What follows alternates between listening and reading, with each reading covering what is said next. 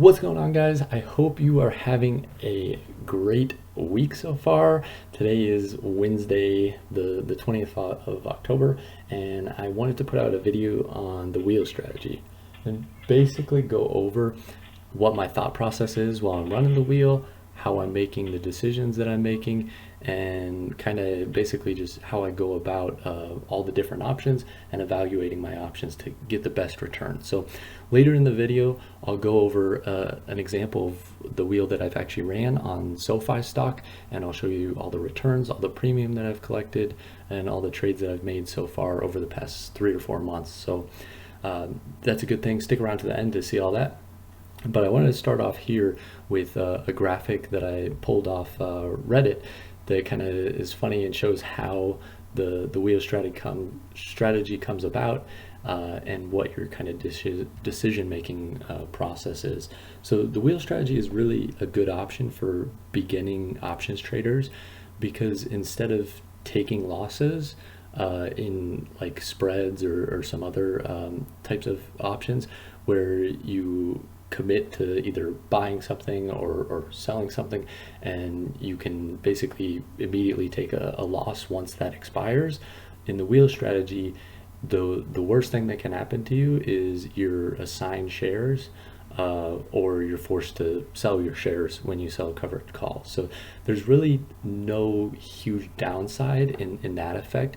The only losses you can really occur are unrealized until you execute some sort of either purchasing of shares or selling of shares. So that's kind of one of the huge benefits and why this strategy is great for beginners. It's one of the first things I got into when trading options, because it is really appealing to not have to worry about the loss of money and really only incurring unrealized losses, right? It's kind of a mental game from that standpoint, and it has that benefit. So anyways, that's enough talking to go over that. But when you're trading the wheel, right, you're going to sell a cash secured put, and here it says on a major index, which would be like SPY or VOO. But personally, you're going to find the best deals, the highest volatility on individual stocks, which is going to get you the most premium for your money. So I tend to trade it mainly on individual stocks like SOFI, Palantir, Rocket. Those are all stocks that have had a lot of high volatility trading over the last year. So those have been good stocks to trade the wheel on. So what happens, right? You sell a cash secured put, let's say at $20. So if the stock goes up and stays above $20, nothing happens and you'll collect some amount of premium. If the stock goes down and it goes below your strike of $20 in this instance, then you will be assigned 100 shares of the stock at $20. So that now becomes your cost basis. There are some people that include the premium in their cost basis. I try to stay away from that just because I think it's a little more conservative. But your cost basis, for me personally, I would consider it $20. Like I said, if you consider the premium, let's say if you collect $20 in premium, then your cost basis would be $19.80 basically. So like I said, I prefer to be conservative and just say my cost basis is $20. It also makes it easier to track. So from there, you start selling covered calls against your stock, and if the stock goes up, then you collect the premium from it and you sell your shares. So a big part of this and way to capitalize on selling covered calls is to sell above your strike. So if we own the shares at $20 here, then we sell a covered call for, let's say, $20.50, or at the $20.50 strike, and we'll collect premium on it and $50 in appreciation. So if the stock keeps going down or trades sideways, then you would just keep your premium. So that's kind of how that works. And right, the whole point of the wheel is, right, so eventually you will sell your shares and you'll collect a profit, and then you kind of come back to the beginning and you can again go back to selling cash secured puts either on the same stock or index or on different stocks. Next, let's go over an actual example of how I've ran the wheel. I've ran this over the last like 3 to 4 months. I started back in July. So I sold a put around this time for July 9th, an expiration of July 9th, and I sold it at the $17 strike. I'll show you here in a second the actual strikes that I've sold, cover calls that I've sold, all the kind of trades that I've ran so far on it. But what I wanted to point out here is kind of the thought process behind this. So the stock had dipped down, right, from highs of $23. Here you can see on June 18th, it was up around 23, and it was kind of bouncing off this $23 mark, and then it pulled all the way back. So kind of in here is when I sold the first put, and it looked like there was a little bit of stability in here. And then you also have some previous kind of resistance in here around the $17 mark. So what I was anticipating is that SOFI would in fact drop, but it would be supported here around $17. And the reason for that, the reason you kind of want to look at that, right, is you don't want your strike to be blown out of the water, as in you don't want the stock to fall too much where you can't sell covered calls, right, because you aren't collecting enough premium. So what we had here, right, the stock pulled back, and it actually pulled below my strike. You can see, I think I got July 9th kind of right in here. It closed there, it looks like, probably around 16.45. So I was in the money by about 50 cents, 55 cents there. So I was forced to buy the shares at $17, which was up here. So I was basically down $55 at that point. And then sadly, the stock kind of kept dropping. So that made it more difficult to sell covered calls against it. So the good part though is we've seen a couple spikes up in here, specifically kind of here and then here, where I'm able to sell again covered calls on this stock, collect more premium, and then again we had another big drop off here, which hurt a lot because then I was sitting here for about a month kind of waiting for the stock and hoping for it to kind of turn around and go back in my favor. So what we've seen again is a few spikes in here where I could sell covered calls, but I was really kind of sitting in here bag holding the stock, which is kind of what you want to avoid. So you want to try and avoid those situations, find stocks that have some support around the strike that you're selling, so your put that you're selling, so that you can kind of keep selling keep selling covered calls as it kind of bounces around your strike. So the good part is we've seen it bounce up here in the last few weeks, and I'll kind of show you how I've managed that.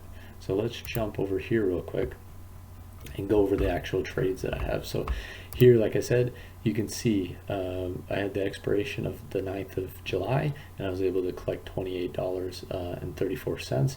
And then, like I mentioned, I sold a couple calls in here. I was able to sell one, it looks like almost immediately after, at the 17.50 strike, collect $33 for it. This was probably 3 weeks out when I sold it, 2 or 3 weeks out when I sold it.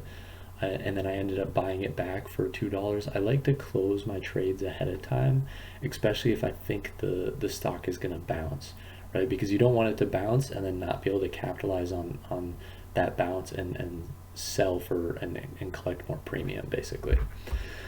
So again, I sold a couple in here. It looks like the next week I was able to sell another one for around $14, and then sold another one in August. And this is kind of when we had that dip. So it looks like I was able to sell another one here, collect a little bit, but really in September I wasn't collecting a whole lot of money. So the whole month of September, right, we had a pullback in the market, and I was only able to collect $17.34 in September.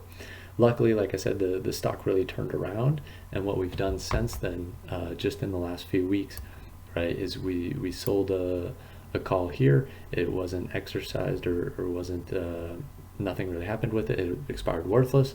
I didn't actually buy it back, and then I sold a call at the 17.50 strike just a few weeks ago that was going to expire last Friday. And I've made a video on these trades, so if you want a little bit more in-depth look at it, go check out that video. But basically what I did, right, is I collected the premium here. Got in trouble because it actually blew my stock or my strike out of the water to the upside. So I basically have been rolling the trade up and out in time. So rolled it up to 1850 and out to November 5th. And then I even rolled it up to the $20 strike and rolled it out to December 17th. So what we're gonna see here is the total amount of premium that I've collected. So in basically, right, the 7th to the 12th, around 5 months, I've collected $185 in premium. And what that actually accounts for over here. So I have $185, and with that, I've taken, right, so I sold the original put at $17 strike, and that one I was forced to buy shares at, so I had to spend $1,700, and if I were to sell them, if I get exercised on this $20 call strike, then I will collect $2,000. So that's a $300 profit for appreciation, for a total of $485, an ROI of 28.55%. And then because that's only a little less than half the year, I actually extrapolated basically that 28% and said, how much would I have made if I did this all year, basically, was able to collect this amount for the entire year. And that actually comes out to 64, almost 65% return, which is obviously insane. When the market only kind of gives you 8 to 10% on over time, 64, 65% is a really, really good return. So that's kind of what I wanted to lay out in this video. I hope you guys appreciate kind of being able to see all these numbers and actually see every trade that I've done so far on this. And it's not over yet. You can see kind of here, SOFI is even blown past my $20 strike, so I could even look at rolling this up even more, kind of as SOFI keeps running, and just keep building this appreciation. The biggest thing here, like I said, is and I outlined in my other SOFI video, is when you're rolling these trades, just make sure you're collecting about the same amount, so you're really not losing any money by rolling. So that's a huge thing. But like I said, the wheel strategy is a great strategy for beginners if you are into not really realizing losses and you can kind of stomach stocks falling a little bit for a short amount of time. Then it's a great strategy for you. I mean, you can keep collecting premium, track your premium, and that kind of makes it easier. And it's a good way really to dabble in calls and puts and kind of get a feel for how options work. So again, I hope you enjoyed the video. If you have any comments or questions, please just drop them down below and I'll try and answer them. If you like the video and appreciate everything, drop a like down below. And if you want to keep seeing videos like this, make sure to subscribe. Awesome. I will catch you guys next time, and you guys have a great rest of your day.